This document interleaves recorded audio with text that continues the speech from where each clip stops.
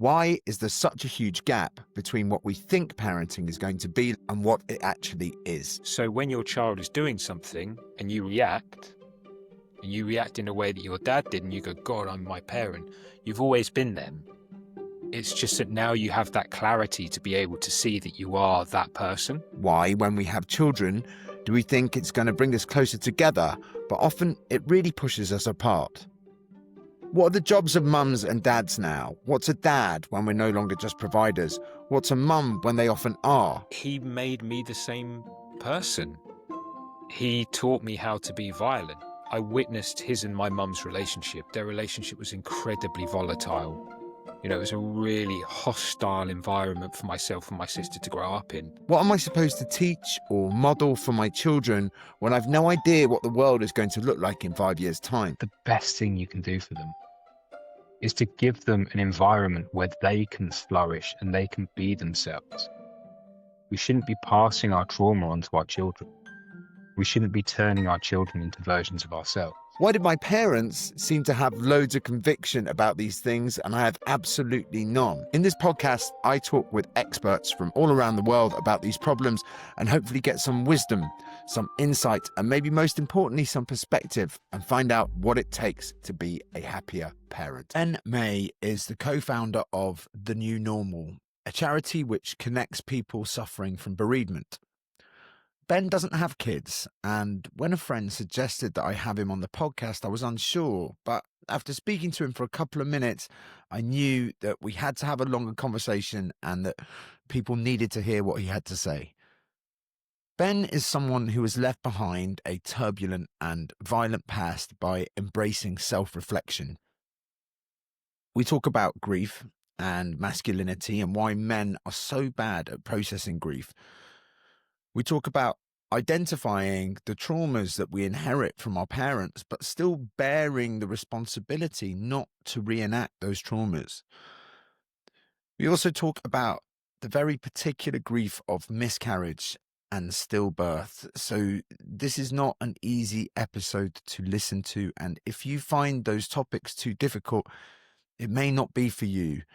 But if you can listen, this is ultimately a story of how we all heal and how we all possess the tools to become better people for ourselves and our children. I hope you enjoyed the episode. Do you want to just start by telling us what the New Normal charity is? Yeah, of course. Yeah. So the New Normal is a charity that was founded by myself and my friend Jack back in 2018. So we founded after my dad died. His dad had actually died a few years before. We just decided that we wanted to have conversations with other people like us, people who are bereaved, people who had perhaps lost their parents, just want to come together and speak a little bit more and understand what we were going through, what we were experiencing, and kind of share that space collectively. And so Jack and I decided that we were just going to find a space in North London, simple as that. Bought a load of biscuits, put some chairs out around the table, and we had 5 other people walk into the room to join us on the first ever meeting. And it was just a really lovely space. For the next 2 hours, we all just sat and shared stories. And I remember at the end of that first meeting, we sort of said to people like, oh, did you enjoy this? Would you come back? And, everyone in the room said, yeah, they would. 7 years later, we've gone on to host 1,500 groups to people from around the world. So, we run close to 25 to 30 peer support groups for bereaved adults across each month. It's a really simple concept. It's a really simple concept. It's community. It's a space for people to speak without judgment or expectation. Not being told what to do, what to think, how to feel, how to react or respond. Just being able to share how they're feeling. You mentioned to me that you felt that you could bring something to this because you yourself had been in some kind of therapy, some kind of anger management. When I was in my kind of mid-late 20s, so probably about 26, 27, I was in a relationship with someone, and as that relationship was coming to an end, I became a lot more verbally abusive. So I had been raised on football terraces by really working class men. I'd had quite a violent upbringing. And I had learned this behavior from my dad, from his friends. My dad was tough. My dad was a builder. He was a strong man. He was, it's amazing when I think about my dad. He was all of these incredible things. He was a fantastic dancer. He could sing. He loved the Blues Brothers. He loved Motown. He used to always sing at every opportunity at karaoke. Um, and he was always first at the bar. Everyone loved him. Everyone really loved my dad. But my dad was also a really violent man. And for all of his charm and his wit and his kindness, he was also, raised incredibly violent. He spent his childhood on football terraces fighting. And when I got to the age of 7, he took me to those same football terraces. I started going to football in the early 90s. And I remember the first away game he took me to. And as we were coming out of Coventry, it was, Coventry Stadium, as we were coming out of Coventry, there were fights happening everywhere. There were police on horseback and there were fights happening everywhere. This was probably about 1993, 1994. So, when people said that football hooliganism wasn't happening in football anymore, and you could see my dad was protecting me, but there was also this allure to it. He was looking around, he was enjoying what he could see. And he made me the same person. He taught me how to be violent. I witnessed his and my mum's relationship. Their relationship was incredibly volatile. It was a really hostile environment for myself and my sister to grow up in. My dad drank heavily when we were young. My mum had multiple affairs. At one point I remember we left and we went and lived with another man, somebody who was actually my dad's friend, who my mum was in a relationship with. And one of my earliest memories, is being sat in my dad's van on the passenger seat with my sister, and my sister and I were both crying because we just wanted to go home with our dad, but we couldn't because we were now living with this other man and our mum. And I remember just this hostility in our home, this anger, this violence. They never spoke to each other. They just shouted, they screamed.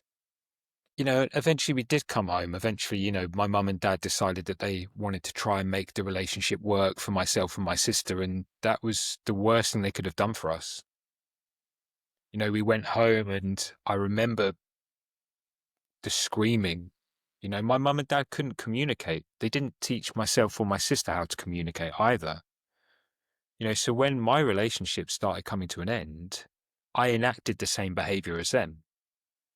I would go quiet, and then when my partner would ask me what was going on, I would, instead of talk to them and tell them how I was feeling, I would burst into fits of rage. It felt like I was being accused of something. But the reality was that I didn't want to be there anymore. I just didn't know how to say it. I remember her saying to me that she loved me, but she didn't like me anymore. And I could see my dad in me. I could see who I'd become. And I decided that I needed to make changes. I decided that I needed to stop being the person that I was. And I ended up going to an anger management course that was funded by the government. And it was a number of weeks in one-to-one therapy. And then it went from one-to-one into group. And the one-to-one, I remember going into one-to-one and I was like, right, this guy's going to teach me how to breathe, how to count to 10, how to leave a room when I'm angry. And he taught me none of that stuff. He sat me down and week on week on week, all we did, I talked and he listened. And every single week he came in and he sat there and he just asked me how I was feeling. In the lead up to this, I was walking down the street and I was picking fights with people. I would go into pubs, I would have a few beers, I would start fights, I would get angry at anyone who didn't say thank you if I held a door open for them. I would get angry in the shop if I said thank you and the person back to me didn't say thank you. I was actively seeking fights. I was actively seeking violence. And it was because of this environment I was raised in, my learned behavior, but also as well, it was because of all of the trauma of my childhood. At this point, it had nowhere to go. All of that trauma had nowhere to go. And so instead, it was coming out of me in this really violent way. And so when I went into this anger management therapy and I did the one-to-one and I went through the weeks and weeks of talking and saying how I was, and slowly bit by bit, we realized that I was engaging in less violent behavior. I was engaging in less abusive behavior. I wasn't getting as drunk, and I wasn't starting as many fights, and I wasn't starting arguments with cab drivers for no reason. Instead I was a much calmer version of myself. And what I realized was happening was that he wasn't teaching me how to manage my anger. He was giving me a space to be able to speak about what was going on in my life, which created the capacity for me to be able to reflect when things were happening. I wasn't full to the brim. It was creating that space inside me so I had time. That was the key. And so when I went into group gave me this new perspective. When you sit in a group full of people who have been through something similar to you, not the same, but something similar to you start to realize something happening. When you sit and you listen to everybody's story, you start to hear little parts of your own story. And bit by bit by bit, you start to understand yourself better. Not because they're you, not because they've been through the same thing as you have, but because part of you lives in every single experience of every other person. And so when you hear it, it's like a mirror being held up to yourself, and you're able to gain perspective on your own life as a consequence. And that was invaluable to me. And that's the foundation of the new normal. That's what we realized. Jack and I, we used to say, well, we still say, if there's one, there's two, right? Which meant for every Jack, there is a Ben. Okay? Jack walked into my barber shop one day. He sat down in my chair. We started talking. And before you knew it, we were talking about our dads. It was fantastic. It was just, it felt like it was meant to happen. The reality is that Jack and I's story wasn't quite as closely linked as we thought it was. But there was enough similarities in it for us to be completely at peace and at comfort with one another. Happy enough to share, happy enough to listen. Because it felt similar enough to us in that moment. And that familiarity is what builds connection. And that connection, that familiarity is what allows us to better understand ourselves. Looking at from another angle, if you feel you're sharing your story and it's being understood by others, if they're engaging with that process, if they're seeing the similarities, if you're experiencing those nods, then you can start to understand your story as well. It allows you to do it because you can feel that from other humans. So they understand. Oh, so maybe I can start to understand. You're right. I mean, what's one of the things, if you're on a work call, right, you sat there, everyone's on a work call and it's your turn to speak. And you're thinking, oh God, what if everything that I say, nobody agrees with, right? One of the most satisfying things and one of the most reassuring things is when everybody is nodding along. Yeah. Right? And if we think about that when we're telling a personal story, a lot of the time when we experience trauma, we think we're the only people to really understand that. We're the only people to have ever actually gone through it, right? But the reality is there are so many others who have been through a really similar experience. And so that isolation that we feel in trauma, when people reflect back to us that, yes, they understand, and that nodding is that, yes, I understand, we start to feel less alone. I want to ask you about your dad. Mhm. you described being in this relationship, this realizing that these things that were going wrong were your dad, but you're also someone with this enormous love and admiration for their father, the way you've described him. And I'm just wondering, is there a period where you're like, actually, my anger's good, my aggression's good, my violence is good? Does it take the relationship falling apart for you to realize, no, they're not? If that relationship hadn't happened, would you have carried on in that way? No, I think I knew. I think it doesn't just take one person to tell you. We can look around and we can see whether or not things in our life feel good or whether or not we agree with our behavior. Was me getting drunk and starting fights with random people in pubs, is that really, is that serving me? Is that good for me? It's not, is it? I remember being arrested and I was kept overnight in a cell in Stoke Newington. I remember standing in the station and the officer, in charge of booking me was looking at me, and I was trying to convince him that I'd never been arrested by the Met Police before. And he didn't believe me. He actually said, "Look at you. Of course you've been arrested by us before." For anyone listening to this, obviously not seeing it, me being covered in tattoos and probably having a much more severe haircut at the time, you know, obviously they decided that profiling. Look, you look like someone who's supposed to be here. Exactly. That was the way that they saw this. I remember, being put in that cell and staying there that night. And, the next day walking back to where I lived at the time, I had the plastic bag full of my belongings. You're sort of walking down the high street, you're hungover, you've just taken a caution because, you wanted to get out of the cell.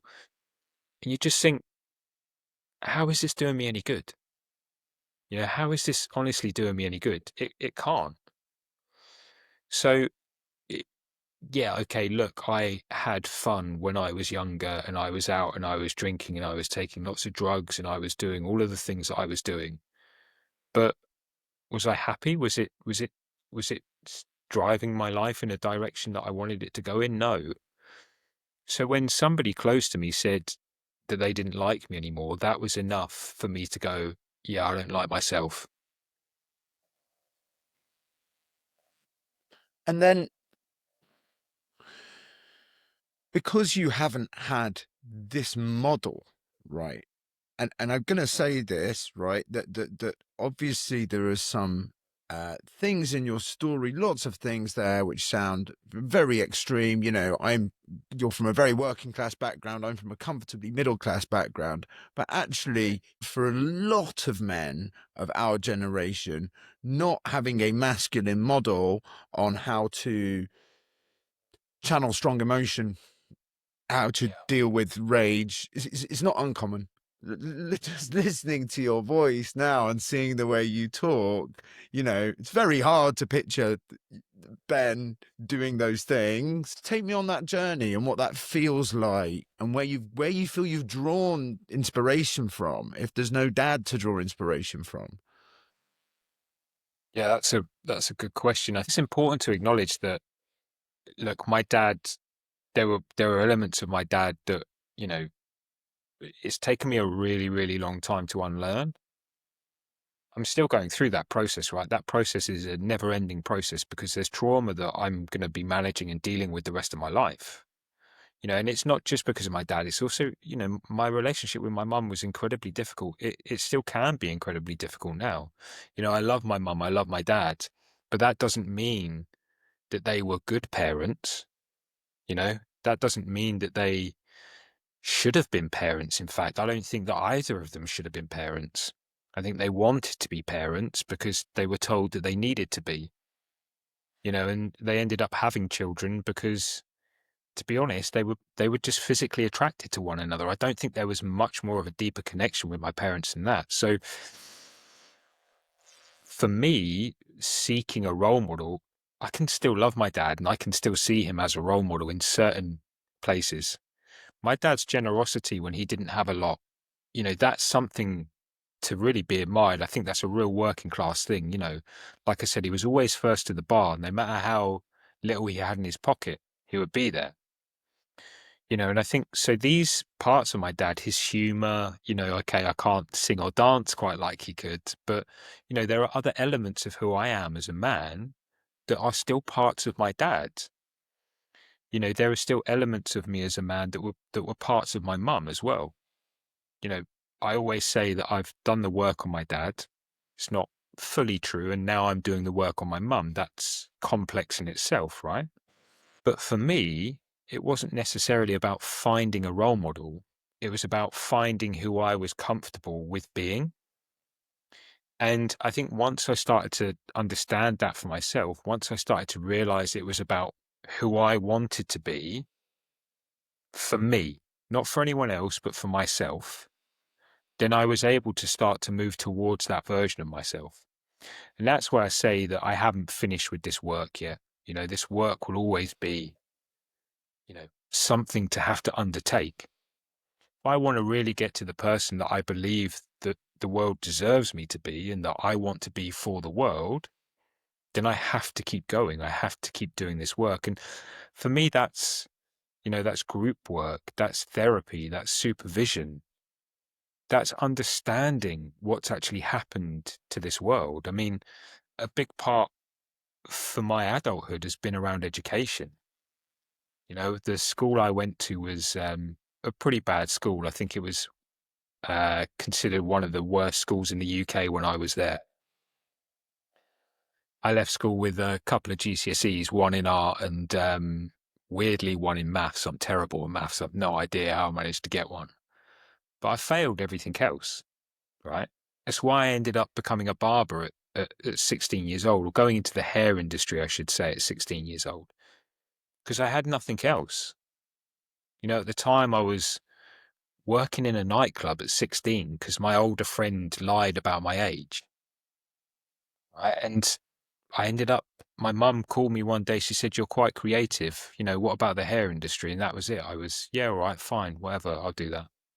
I was lucky. I got a good job. I worked hard. I, had that working class value in me that if I put the effort in, then I would get something back. But actually, it wasn't the hard work that allowed me anything. What has changed the person I am is a willingness to educate myself. And it began with that conversation. It began with realizing that I didn't like the person I was. I had to learn about everything. I had to learn about politics. I had to learn about economics. I had to learn about, the situations and the circumstances of other individuals and people, geopolitical issues. Once I started to give myself an education, then I started to change really the person that I was. And then I could start to model myself on what I wanted to be. So that education coupled with therapy, coupled with group work, that's what has, forged, I guess, the path for me to that change. One of the things that happens to us as parents is that we try and do exactly what you've done there, but skipping the therapy and the education. We're like, right, I'm going to do this job. I know it's a really important job. And what I'm going to be able to do is I'm going to pick the bits I like of my dad, and I'm going to discard the bits that actually I've decided he didn't do that well. And then what happens is we come face to face with the fact that we are that man in moments when we don't want to be. And it's great when we're that man in the moments that we want to be, but it's like, oh, that wasn't even my voice. That was my dad's voice coming out of me when he wasn't at his best. And then I guess what this podcast actually is about is that actually we need this completely different education. Even if you went to school and did A levels, we need this education as adults, which in many ways is much more important than the stuff no one really wanted to listen to between the ages of kind of 11 and 17 anyway. Yeah. Where, like, and I think what's amazing is what you're suggesting is actually there's nothing in your parents, right, or your upbringing that actually dictated that willingness in you, right? It was a decision. No, it's not just a decision. Terry Real, who's a therapist, he works mainly with couples. He says something really brilliant, right? Which is that people don't change because they see the light. They change because they feel the fire. Is that what we're talking about? Yeah, I think so. And I think that makes sense, right? There are different situations, there are different circumstances, right, where we can find change in our lives. But when we decide to change ourselves, it's not because we think we're coming from a good place. It's because we're coming from a place that we don't like anymore. How many times have people woken up from a night out and gone, oh God, I drank way too much last night. I'm never going to drink again. You're not making that decision based on, your health and well-being. You're making that decision based on a number of different things, right? The guilt that you feel, the amount of money that you spend, how terrible you feel in that moment. God, what did I say to that person? Like the food I'm now going to consume because I feel so bad about myself. All of these things, right? There's the fire, right? You're not making decisions because you feel like you've got the requisite information you need to be able to make good decisions. You're making it because you're scared of what you might have done, right? So it makes sense. I think there's something else in there as well that you touched on, that moment when you're like, oh God, that's my father's voice, or that's my mother's voice, or, I am that person. And, I think about this quite a lot. And um, I've cut hair, like I say, for 23 years. A lot of my customers have grown up with me, and they're parents now themselves. So I listen to them talking about raising their children and, how they don't want to be the parents that they had. They want to be a better parent. But that sense of, oh God, I am my father. So when your child is doing something and you react in a way that your dad did, and you go, God, I'm my parent. You've always been them. It's just that now you have that clarity to be able to see that you are that person. And so the only way that we can change from being them is by doing the work on ourselves. It's by recognizing the faults that we have, the traits that we have, the parts of ourselves that we don't like, the parts of ourselves that our parents gave us. And there's one thing to say, oh, well, I'm never going to shout at my children like my parent did, my mum did, or my dad did. You can say that, but then, when you've got 2, 3 children and they're all playing up and you're absolutely exhausted and you've had a long week at work and, you just want to rest and sit down and do whatever it is that you want to do, but you've got these kids who are winding you up and all of a sudden you snap, and that's the parent. How do you ever expect that to go away if you don't do anything to make it go away? You can acknowledge it all you want. You can say, I don't want to be that person. But unless you change your behavior, nothing will change. I think what we often do that is missing from your story of your relationship, which made you change, is what we often do is we justify. We say, well, it's because this, and I've had this week and I'm only, and actually that's exactly what you didn't do when, when that relationship went south. Yeah. But it took me a long time, and it took me a lot of heartache and pain. And there are a lot of people who will tell you that they don't like me very much, because of my behavior to them when I was younger. And, by no means am I perfect, right? I'm not sat here saying in any way that I think I'm perfect. Far from it. There's behavior in all of my relationships that sometimes I think, why am I doing that? Why am I acting that way? One of the big things for me actually is recognizing my parents' behavior still in me to this day.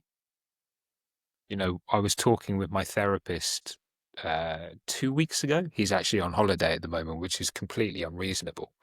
But if it all goes wrong, mate, that is because he took a week off. Yeah. right, I've actually had 2 really difficult weeks as well, so it's not the best time for him to have gone Unbelievable. away. Yeah, I know, it's so selfish.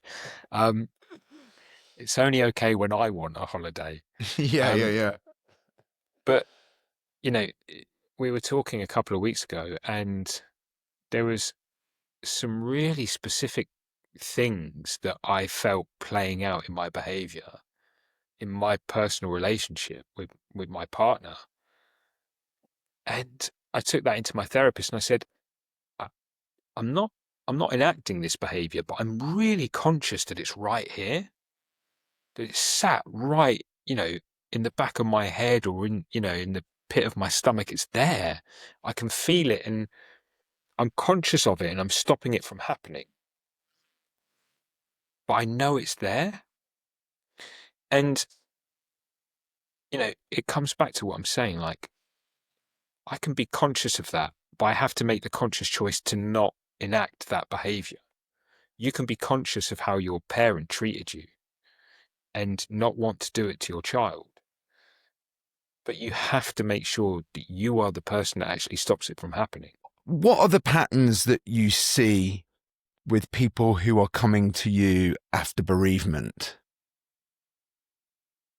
Yes, good question, because there are lots of really common threads. The amount of groups I've sat in, and led, and the conversations I've had where people are actively seeking reassurance that one day they might feel something again other than sadness.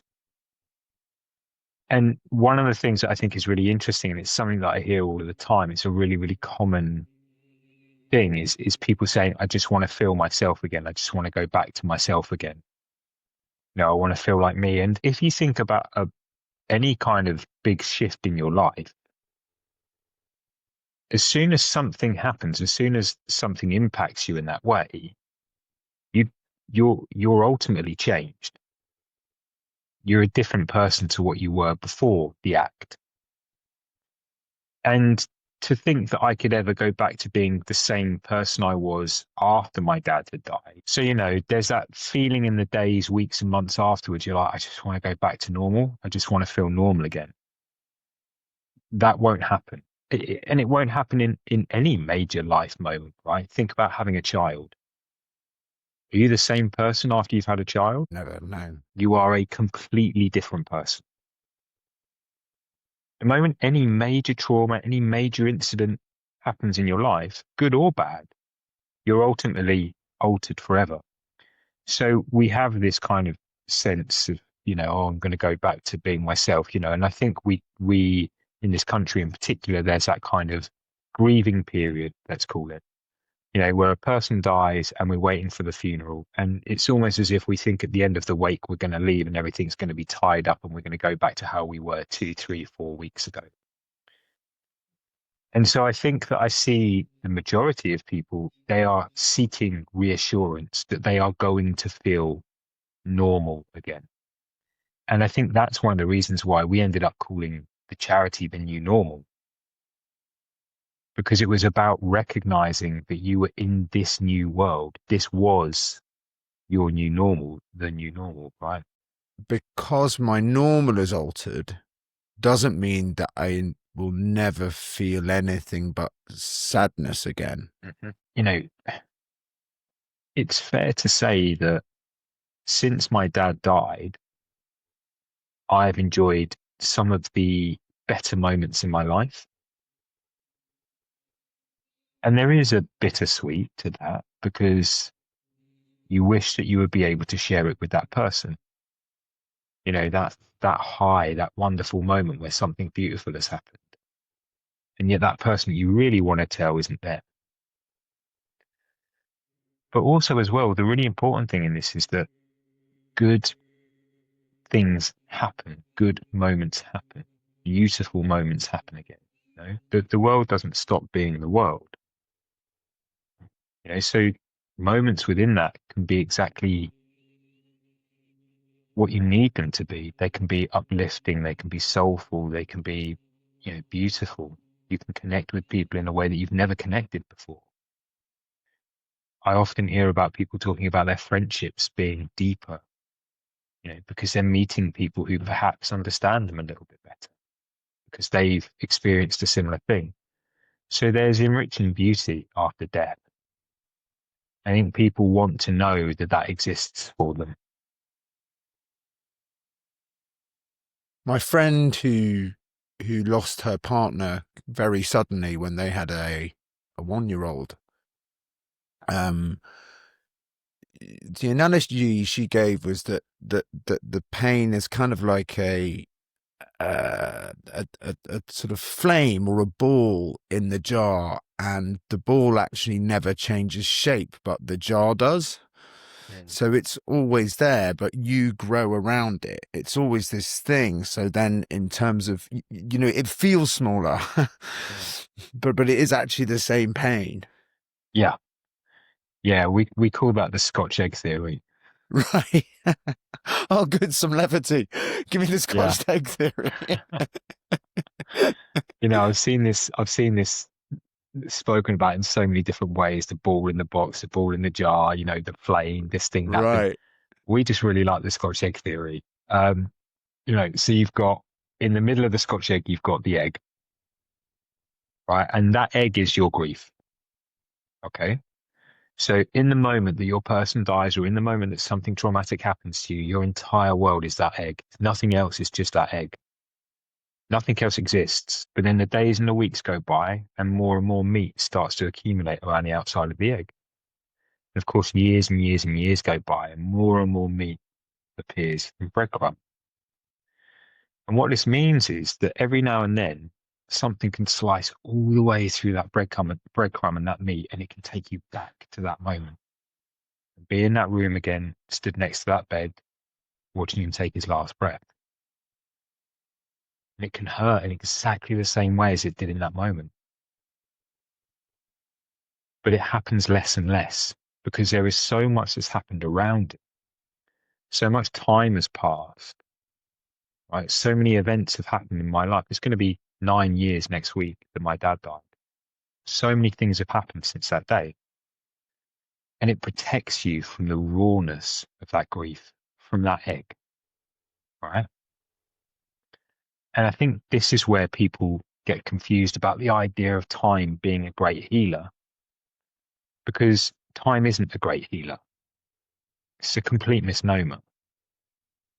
Time puts distance between you and the thing that happened to you, but it never ever takes away the enormity of that pain. And that sits inside of you. And every now and then you're revealed to it again. And it hurts like hell. Fingers crossed, we're all going to watch our parents die. If everything goes well, right? That's the natural order of things. Is the grief over losing a parent different to other kinds of bereavement? Well, I mean, people often talk about a hierarchy of grief, which I think is not fair.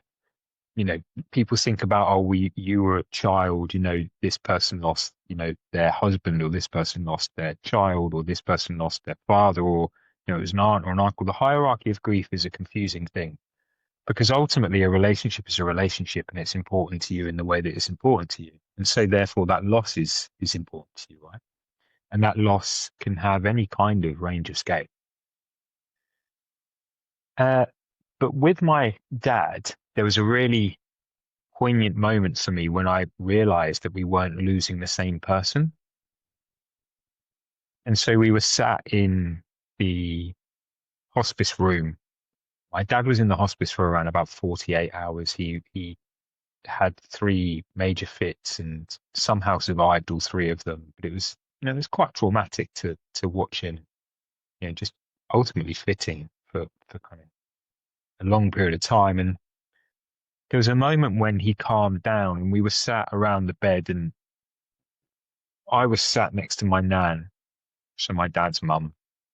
And opposite was my stepmom and my sister, and my brother and his partner were sat at the foot of the bed. And my dad loved smooth radio. So smooth radio had been on the entire time we had been in this hospice. In fact, actually, there was quite a number of times when we didn't know if my dad was still alive, and we would have smooth radio on at his house, and he wouldn't open his eyes or say anything for hours on end. But all of a sudden, a song would come on that he would really like, and you'd just see his foot start to move. So you knew he was doing all right. He was still with us. And so, we were in the hospice. We had smooth radio playing, and we're all sat around just chatting and laughing and talking. Just enjoying one another's company and enjoying whatever last moments we were having with him. My dad was unconscious. He wasn't with us at all at this point. And all of a sudden, the music stopped. I don't know what happened. It just went quiet, and the room fell silent. And in that very moment, my dad's breathing changed. It became really shallow. And I remember sitting, and you could feel this tension in the room all of a sudden. And my nan next to me, to my left, began to scream. And as I sort of turned towards her, she started to scream for her baby.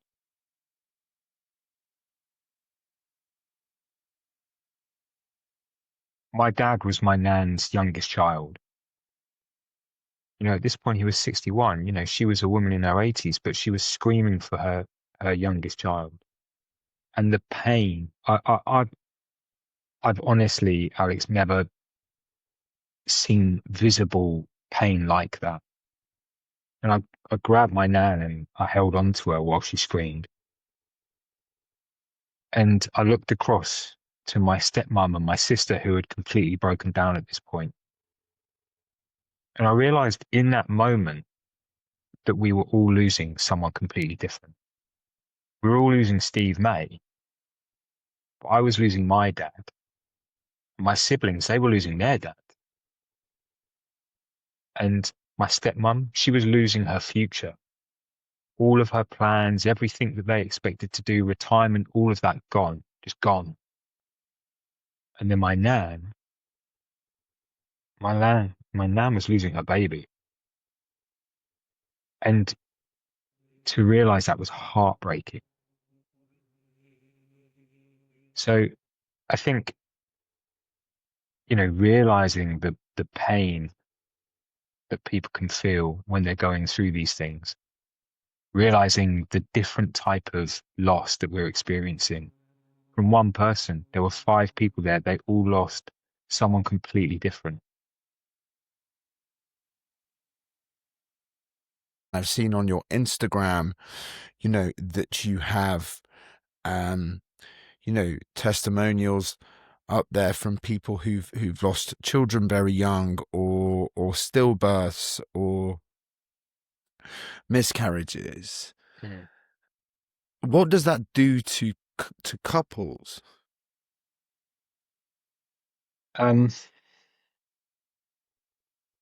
Yeah, I mean, I'm going to talk about a couple of people close to me. I'll name my brother because, my brother won't mind me speaking about him. My brother lost his first child. I think they were halfway through pregnancy. And I remember it happening. And I remember getting a phone call from my dad to say that we were going to go to the funeral. That they were going to have to, because my brother's partner was, I think, 18 or 19 at the time, and she had to give birth to a stillborn. I can't imagine at any point in your life having to experience it. I can't imagine how difficult that was for my brother. I can't imagine how painful that was for her. And I remember being really confused at this idea that we were going to go to the funeral of their child. And, my brother and his partner were so young, and they were told by the hospital to just as soon as she felt okay again, just to try again. It was this immediate advice that, to me, I remember having an argument with my dad over the phone because I said how I felt that that was irresponsible of the hospital to tell them to just start trying again straight away. I remember going there for the funeral, and it was cold. It was, towards the end of the year. Her name was Maisie, and we buried her. And going to the pub afterwards, I just remember everyone sort of feeling really, really sad. These two kids had just lost their child. It felt painful, but really quickly they were pregnant again. My brother and his partner have gone on to have 3 children since, and they've been fortunate to be able to do that.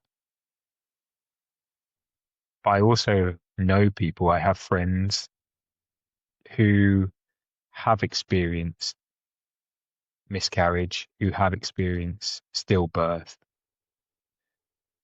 And one of the things that has really, and I first saw it with my brother, I didn't see it immediately, but after a little while, we began to have conversations about him being a parent after he had his second child. And I've had it with a number of my friends where there's an anticipation. When a couple finds out they're pregnant, they then begin to plan the rest of their lives. And it's not unreasonable to start doing it. And it happens because we're so excited about the potential of what comes next for us. Finally, we've got this thing in our, this is what we want. We wanted to have a child. Now we're going to have a child. Our lives are going to change. We're going to be parents. And any miscarriage or any stillbirth completely takes that away from us. The life we have built in our heads is gone. And just because we have another child, or if, people are fortunate enough to be in a position to have a child after they've experienced this, it doesn't mean that that first experience went away. You're not all of a sudden having the life that you had planned when you went through that miscarriage or when you had that stillbirth. Yeah, because to go back to a very initial point, you're now a completely different person. So your life forever will be different. Exactly. And I guess what I thought of when you're telling that beautiful, was a beautiful and awful story of your nan screaming and you all losing different people, is that actually, but before we have children, there's so much, particularly in the first child, there's so much fantasy in our heads about what that looks like. And you're right, we're both like, right, we're parents, we've got to, but often we don't share what those pictures are. So actually, much like your dad, we've actually both lost something very different. We both lost a very different picture of what things were going to be like. Yeah, exactly. We create this world within our imaginations that we're expecting to live in. And, often actually in everything we do, that world never comes true. So the majority of the time we're living within a sense of grief for the world that we thought we would have, for the people we thought we'd become, for the relationships we expected and anticipated, to the people that we actually are. Do you see any difference in a gendered response to grief or to bereavement?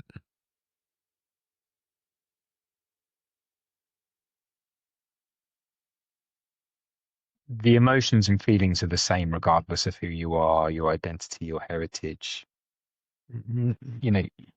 It's the same thing. Okay. The same expected kind of feelings are there. The the same pain, the same sadness.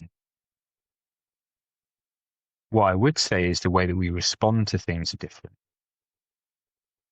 And we know men don't speak about things. People don't need me to sit here and tell them that. But within that, I think probably the thing that I see the most of is an expectation from men to be able to just be okay.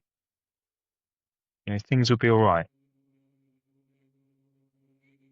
The complete refusal to kind of open up or talk about things or explore how they're feeling is really what dictates their response.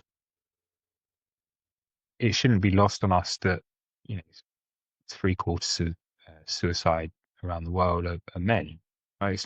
That's not a shock. That's not a surprise when you see the way that men deal with grief, how they deal with trauma. Yeah, how many of your friends, your male friends, are in therapy? A few, man. Yeah. Yeah, So that's improving. it is. Yeah. I think there's something shifting there. And I think,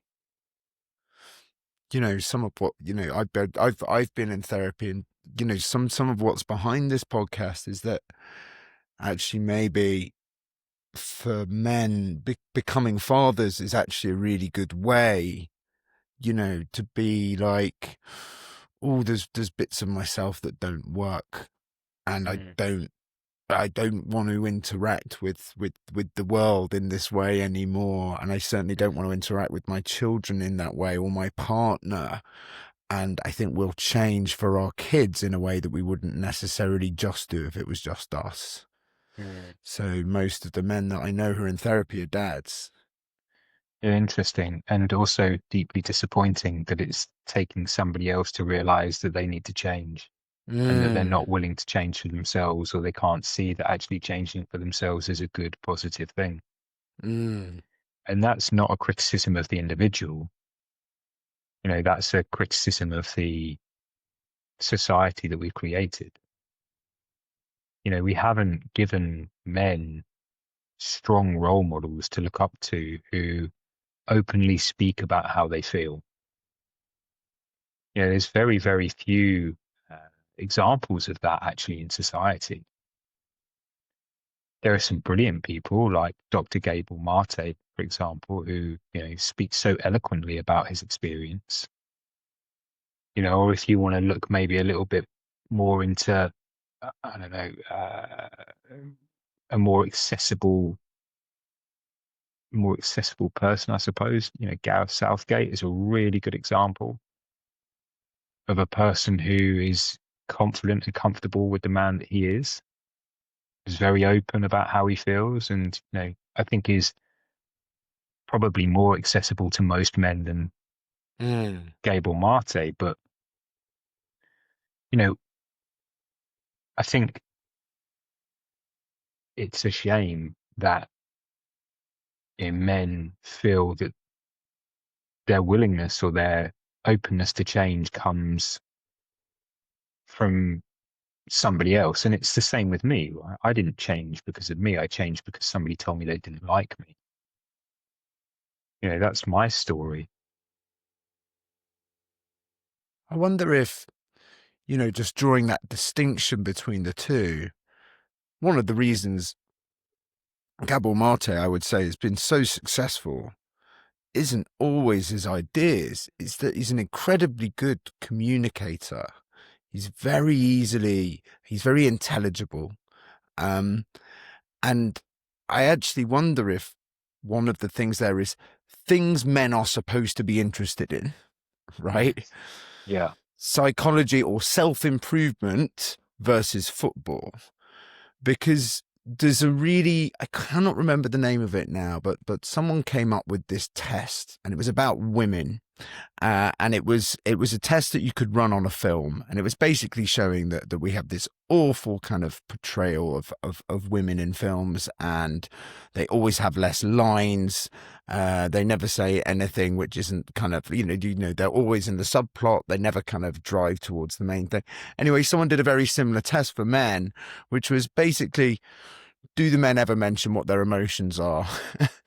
Do they ever kind of like say anything to another man that isn't kind of about achieving a goal? Like the way we present men to the world is also incredibly narrow as well, and we need to think about that. The men that we're putting on screen are very one-dimensional, right? And we have one job, and it's usually to kind of rescue. And it's true, and it's a bit embarrassing, really, isn't it, that we still sort of see men as being these, we have to be really tough and strong, and we have to, what is this kind of, I don't know, man that we hold up as like the ultimate man? Like, this is the man that we all want to be. I don't want to be that. I don't want to be that. I actually, I'd much prefer to be a man who is actively seeking, a better world for all people. I'd much rather that. I'd much rather use my soft skills than, all of the other things that I've learned that actually are not very good.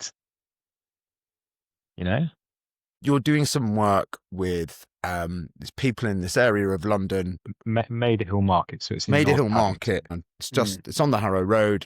I go through it quite a lot, and I just say that I've never been through there without there being someone openly, in distress or overly self-medicating, like passed out, or like in a pool of vomit. Or so you're working with these men, right? Yeah. And they're men. Yeah. Why are men drawn to addiction more than women? Oh, good question. So my work has led me to this particular part of London, and working alongside Westminster City Council to kind of understand the needs of these men. For a lot of men, the typical traditional masculine tropes are often a route to addiction, because we're so scared to be vulnerable that we'd rather hide everything from everyone. And in order to hide, sometimes we end up medicating because we need to feel less of that pain. So, I would say it comes back to the same thing, that men don't find themselves naturally in spaces where they're able to speak or open up or talk. But also as well, when we think about people who end up in these situations, significant number of people that I know who are homeless, who end up homeless, who end up addicted to, we're talking very serious drugs here, crack, heroin, for a number of people who are using that area. They didn't start off there. Things happened to them, and they found themselves more and more isolated, more and more marginalized. And men are so bad at friendships, and men are so bad at opening up and speaking, that eventually you find yourself in these really isolated places in your life. Also, And even what struck me about being there is, it's amazing what you're doing, because you're talking to these people that people are scared to talk to those people. Yeah. Right. It's not just about their willingness to speak. Well, maybe it is about their willingness to speak, but then you get to a stage where no one wants to listen because everyone would rather cross the road. Yeah. Because we're scared of men who fall off the bottom. Yeah. I think because men are not supposed to be vulnerable, we instinct, when that, if that were to happen to women, when that downward, they are vulnerable. So we want to look after them. Whereas those men who fall off the bottom, we fear them. If you see a person who's begging on the street, not there by choice. They're there because of whatever situation they found themselves in over quite a long period of time, I would say, as well. They don't want to be there. They didn't ask to be there, but they are there. If you see a person, you shouldn't try and run away from them or hide.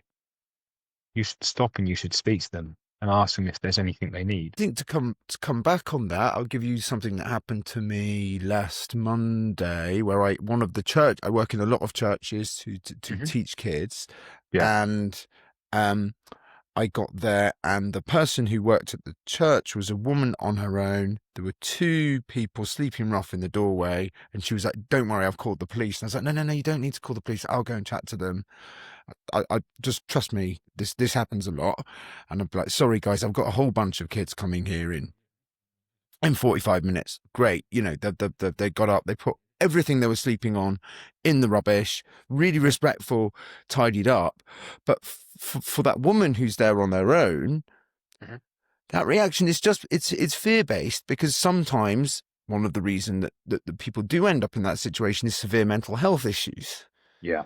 And those people can be very scary. And I think there's a kind of male privilege in that ability for us to kind of talk to them in that way. Yeah. Well, I mean, whatever your political perspective, whatever views you have, like austerity, stripping money from services is going to do that. We're seeing less and less access to care.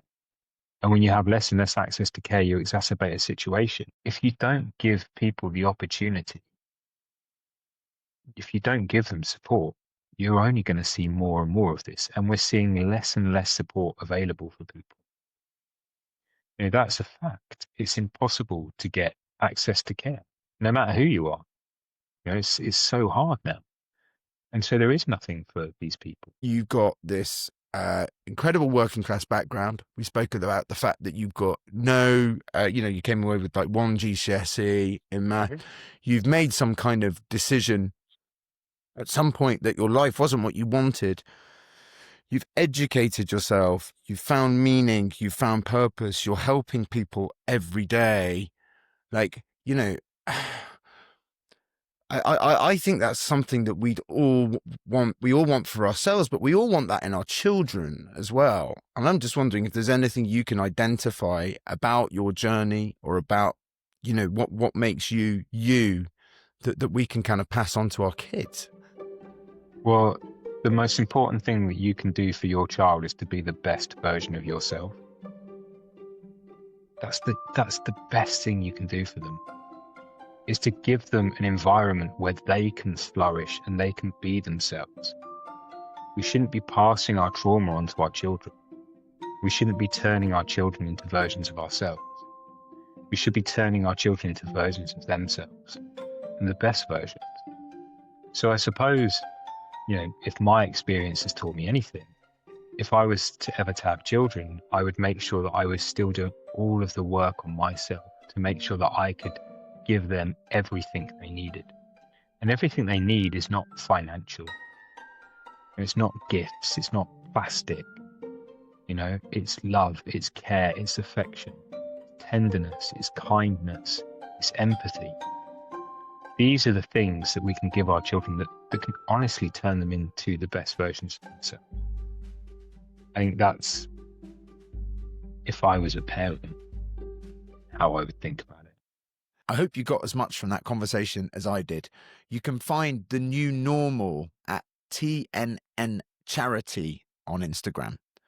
Please follow me on Instagram and TikTok at Be a Happier Parent. And you can find full videos of these episodes on my YouTube channel, Alex in Dadland. I hope to see you all next week.